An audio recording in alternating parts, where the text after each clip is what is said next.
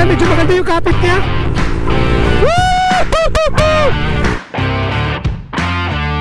Pagka pinisil mo ng ganon, halos parang soft compound na siya. So ibig sabihin, maganda yung kapit nito, grippy.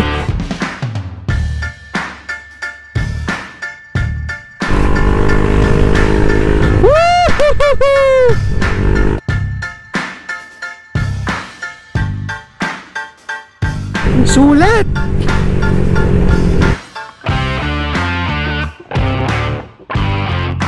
So, sobrang sulit, sobrang panalo, very affordable, and yet very quality tires yung ating nabili ngayon. What's up mga idol, this is Teo PH once again, and welcome to another episode of our vlog. For today's video mga idol ay magpapalit po tayo ng gulong dito sa ating Honda Click na ginagamit ngayon. Kasi kung mapapansin nyo, sobrang kalbo na po talaga ng kanyang gulong. Ayan, makikita nyo yung thread niya sa gitna is almost mabubura niya. At yan ang symptoms na kailangan na natin magpalit ng gulong. Syempre for our safety. Syempre alam naman natin pag gulong ang pag-uusapan, kailangan pag kalbo yan, palit na kaagad. So yan mga idol, marami na akong nasubukan na mga brand. And for today, dito sa ating budget na dala is sana makapili tayo ng quality and affordable tires para dito sa ating Honda Click 125. And ngayon pupunta ulit tayo sa Moto Tire Central dito sa GMA Cavite. So since siya yung pinakamalapit na malaking pilihan ng mga tire supply na nagki-cater ng iba't ibang brand kung ano po yung preferred nyo. So yan mga idol, samahan nyo po kami and magkita-kita po tayo doon. Let's go! Yan mga idol, nandito na po kami sa GMA Cavite and we are just a few kilometers away from Moto Tire Central. Ayan mga idol, bakit nga ba Moto Tire Central ang aming piniling bilhan? Kasi dito na po binigyan nila kami ng discount card. Mapapansin nyo yung mga nakaraang video natin, dito po tayo nagpakabit ng gulong dito sa ating Yamaha NMAX. And pag bumili ka dito ng new set of tires, meron po yung corresponding na discount. So yan, makikita nyo yung card na binigay sa amin. Ayan, parang suki card yan. So most likely dito tayo bibili ng mga gulong para sa ating mga motorsiklo. So for today pala mga lodi is gagamitin natin yung tire size sa Honda Click na version 3. Alam ko ang stock size niya sa likod is 180 and then sa front is 90-80. So magkaiba pala sila ng stock tires dito sa ating version 2 na Honda Click. So try natin yung size ng version 3. So ito, malapit na tayo. Alam ko yung Moto Tire Central nasa kabilang side, so dito banda. So today it's already 9 o'clock in the morning and hopefully open na sila. Nasaan na ba yun? Ayan, Moto Tire Central sa kabila, nakita ko na. Yan mga idol, finally nandito na ako sa Moto Tire Central dito sa GMA Cavite na branch nila. And dito maraming mga tires na available. Merong Quick, merong Beast Tires, may Michelin, then meron din dito Maxxis. If may budget ka, mas maganda kung mag Maxxis ka. And then meron din dito Pirelli, then meron din silang Corsa tires for dual sport tires. And then dito merong Platinum din. So maraming Beast. And then for today, nasubukan na natin yung Beast tires dun sa ating Yamaha NMAX. Dito din tayo nagpakabit. And then Quick tires, nasubukan na rin natin. So isang brand na lang halos hindi ko nasubukan. So ito mga Quick tires. Tapos ang in-avail natin is, kuya pa vlog konti. So ang in-avail natin ngayon is Zeneos. Kasi alam ko Zeneos is quality tires din yan. And it is made in Indonesia. And alam po natin na pagdating sa tires, pag made in Indonesia, magaganda yung mga quality ng tires dyan. At ito, gusto ko po subukan sa ating Click 125. So ayan mga idol, marami sa dito Zeneos tire. Meron din silang Euro Grip. So ayan mga idol, kung gusto nyo pumunta dito, malapit lang yan, GMA Cavite. So ang dami nilang tires na available. So ilalagay ko po yung link dyan sa description box. And then punta lang po kayo dito. Yan ang mga idol, finally ay nakapag-decide na ako. Ito Zeneos tires ang kukunin natin. Meron po dalawang klase yan, ZN88, yan po tubeless tires. And yung isa is ZN62. So magkaiba po sila ng tread, and according to the seller is mas makapit daw po tong ZN62. So ito yung binigay niya sa atin. So yung tire size na gagamitin natin is yung pang version 3, which is yung front is 90/80 and yung rear is 100/80. So susubukan po natin yan. So bago natin ikabit, i-check muna natin yung mga ibang tires na available dito with its price. So yan mga Lodi, meron ding variety of tires dito. Katulad niyan is Pirelli tires. Ayan, as you can see, nandyan po yung price list niya sa ating screen. So pwede po kayo mamili. We also have the Maxxis tires. Kung meron kang maganda-gandang budget, much better, maganda ang quality ng Maxxis tires. Ayan na po sa screen yung kanyang price. And we also have the Michelin. Ito yung isa sa mahal na mga price ng gulong. Ayan, nasa screen nyo po yung price. And pwede po kayo mamili if you have the budget.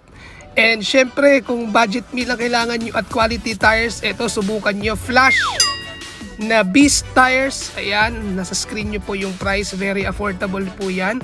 And we also have dual tires. Ayan, Corsa Platinum. Ito talaga ang gusto ko sa mga mahilig dyan mag-trail. Perfect na perfect po yung tires para sa inyo po ito. And we also have Quick tires. Meron din po sila. Ayan, nandyan po yung price list sa screen nyo. Very affordable tires din po yan sa mga budget meal. And we also have, syempre, Zeneos tires, na isa sa mga malupit na tires na ginagamit natin mga motorista ngayon. So ayan po yung mga price list. Mamimilit na lang po kayo kung anong swak sa budget nyo.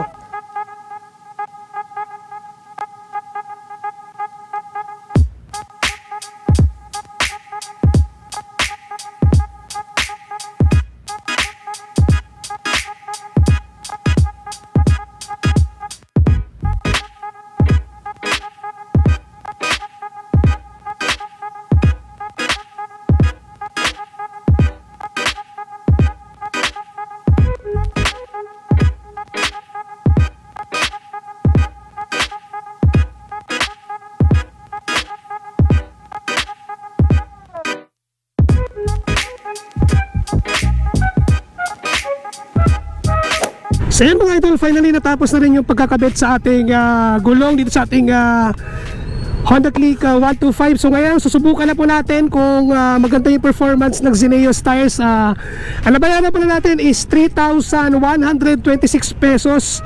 Kasi meron po tayong discount card kasi nakaraan dito po tayo bumili ng gulong. So sobrang sulit, sobrang panalo, very affordable, and yet very quality tires yung ating nabili ngayon. So this is made in Indonesia. So subukan natin. So ngayon makulimlim ang panahon pero walang ulan. Tumigil yung ulan sana masubukan sila natin sa wet condition. So try natin. Let's go. Yun mga idol, ramdam ko yung lapat niya sa kalsada. Maganda yung lapat niya. So dito okay naman. Wala naman akong naramdaman na medyo nag-skid ako.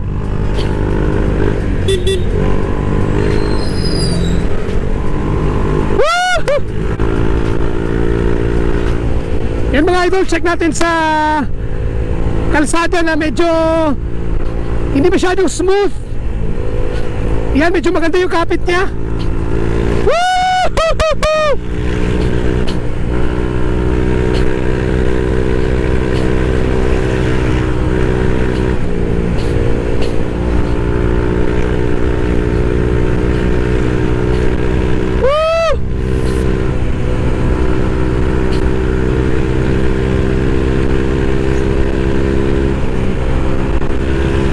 May konting buhangin dito.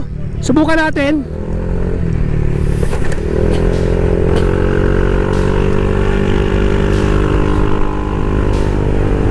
Ayos naman.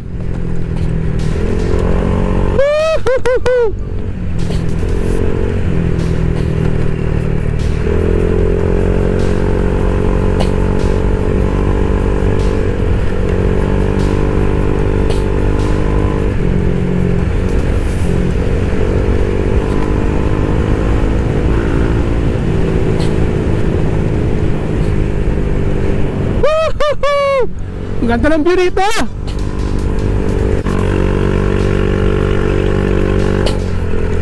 Woo! Twisties, twisties.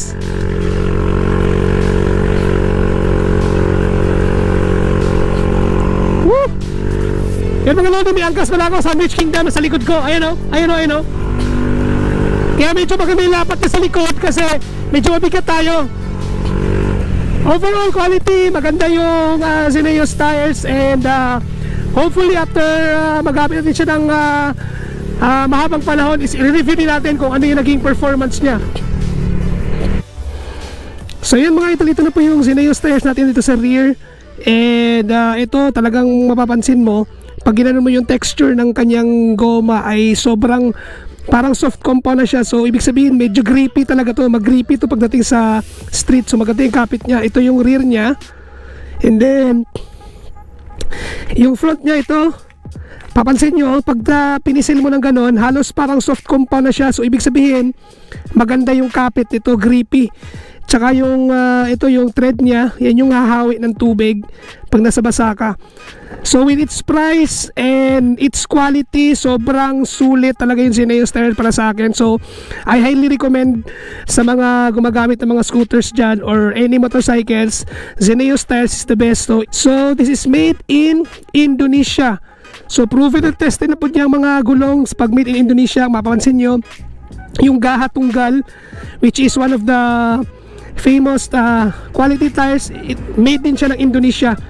So yan mga lodi, I hope nabigyan ko po ng idea sa pagpapalit ng gulong dito sa ating Honda Click 125. So yan mga idol, maraming salamat sa pagsama sa ating vlog for today. This is Teo PH once again. Magkita-kita po tayo sa ating next episode ng vlog.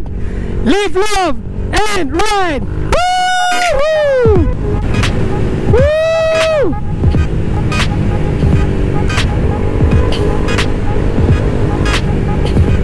Yeah! Woo!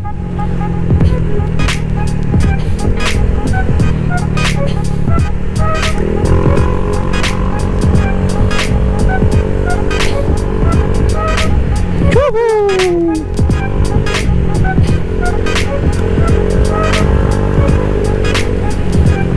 Bangking yan, Brad!